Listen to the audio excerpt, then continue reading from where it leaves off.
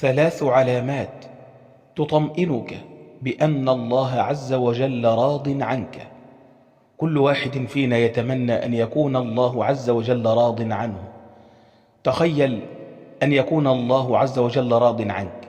تخيل أن ينادى في السماء: يا ملائكتي إني راض عن عبدي فلان.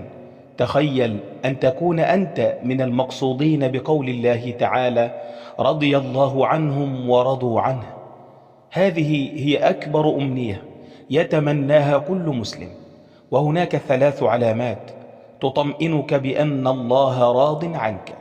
وقبل أن نتعرف عليها، رجاء دعم هذا الفيديو بالإعجاب وترك تعليق بالصلاة والسلام على النبي صلى الله عليه وسلم، فمن صلى عليه صلاة صلى الله عليه بها 10. إخواني الكرام، العلامة الأولى أن تكون أنت راض عن الله. فهل أنت راض عن قضاء الله فيك؟ هل أنت راض عن قدر الله فيك؟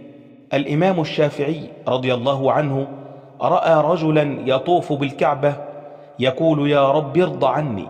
فقال له الشافعي: إذا أنت رضيت هو رضي، رضي الله عنهم ورضوا عنه.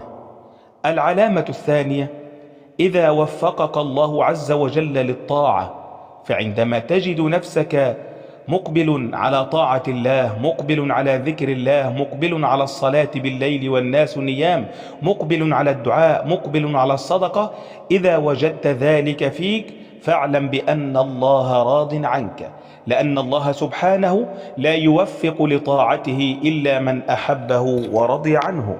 العلامة الثالثة: أن يستخدمك الله عز وجل لدينه، كأن يساعدك الله عز وجل على نشر دينه وتعاليم الإسلام، يساعدك أن تحبب الناس في دين الله عز وجل، يساعدك لكي تصلح بين الناس، يساعدك على نشر الخير، كأن تطعم الطعام وتسعى على الأيتام.